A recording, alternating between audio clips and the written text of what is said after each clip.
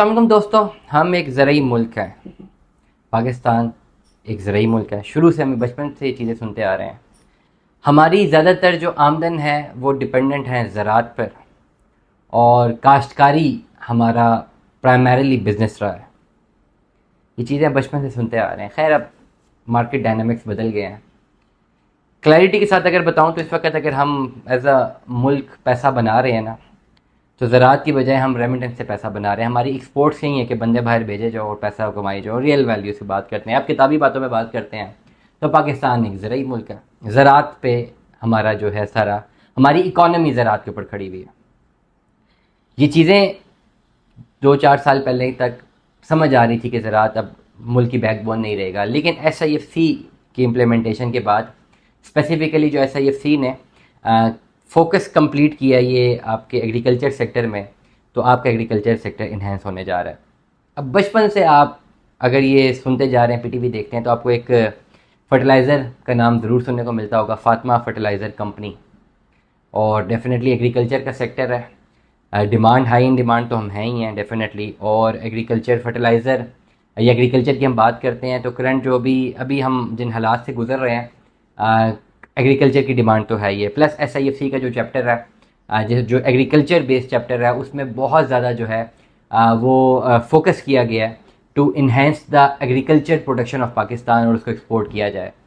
तो अल्टीमेटली एक तो हमारे जो बैकबोन ऑफ द इकोनॉमी है, जो कि हम पिछले 70-72 सालों से देखते सुनते आ रहे हैं, प्लस SIFC की नई रिकमेंडेशंस, तो ये प्रॉपर इंडिकेशन आपको दे रहे हैं कि ये आने वाले 2-3 सालों में एग्रीकल्चर सेक्टर एक हाई इन डिमांड होगा। अब इसमें डेफिनेटली जो कंपनीज प्रोडक्शन से रेलेवेंट है, चाहे यूरिया बेचती हैं, फर्टिलाइज़र बेचती हैं, डिफरेंट जो कंपनीज हैं जो आपके एग्रीकल्चर सेक्टर से अपना पैसा बनाती हैं, स्पेसिफिकली पेस्टिसाइड्स वाली कंपनीज भी, इंसेक्टिसाइड, पेस्टिसाइड्स, ये जो केमिकल इंपोर्ट करवाते हैं, ये कंपनीज भी बहुत अच्छा पैसा बनाने लगी हैं। और 1-2 सालों में आपको एग्रीकल्चर में अगर आप इन्वेस्ट करते हैं तो आप अच्छा पैसा बना सकते हैं। खैर, फातिमा फर्टिलाइज़र कंपनी है, ज़रा ओवरऑल देखते हैं, इसका एनहेंस देखते हैं। आज की करंट मार्केट वैल्यूएशन 83 रुपये का इसका एक शेयर है। पिछले 1 महीनों में इसका शेयर जो है ओवरऑल गिरा है, 89 रुपीज़ से 83 रुपीज़ तक आया है, स्लाइटली लॉस हुआ है। लेकिन अगर मैं over the period of time देखता हूँ, 6 महीनों में इस शेयर ने इंक्रीज वैल्यू हासिल की है। 64 रुपये से लेकर 83 रुपये तक गया। मतलब अगर आपके पास 64 लाख रुपए के शेयर थे तो विद इन मंथ आपने जो है विद इन 6 मंथ 6 महीनों में आपकी वैल्यू चलेगी 83 लाख रुपीज़ तक। तो आपने ओवरऑल 6 महीनों में 20 लाख रुपए का मुनाफा बनाया। अगर हम ईयरली बात करते हैं तो आज से 1 साल पहले 52 रुपये शेयर की वैल्यू थी, फिर एक इंक्रीज़ करके ये 89 रुपीज़ तक भी गई है। तो अगर आपने आज से 1 साल पहले 52 लाख रुपए इन्वेस्ट किया होता तो विद इन 1 ईयर 80 से 85 लाख रुपए आप गेन कर रहे होते, मतलब 35 लाख रुपए का प्रॉफिट।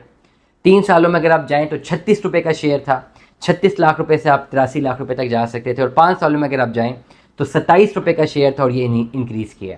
मतलब ये एक सस्टेनेबल डेवलपमेंट इसका मॉडल है, इसका सस्टेनेबली ये डेवलप कर रहा है।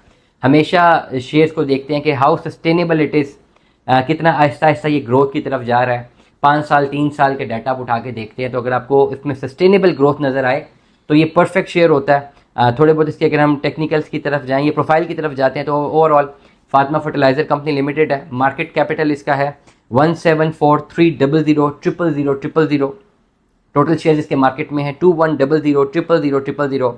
फ्री फ्लोट इसका है 315000000। फ्री फ्लोट परसेंटेज में अगर बात करते हैं 15% इसकी जो है फ्री फ्लोट है। इसके कंपटीशन में जो कंपनीज हैं वो आरिफ हबीब कॉर्पोरेशन लिमिटेड है, एंग्रो फर्टिलाइज़र लिमिटेड है, एंग्रो कॉर्पोरेशन लिमिटेड है, फौजी फर्टिलाइज़र बिन कासिम लिमिटेड है, फौजी फर्टिलाइज़र कंपनी लिमिटेड है।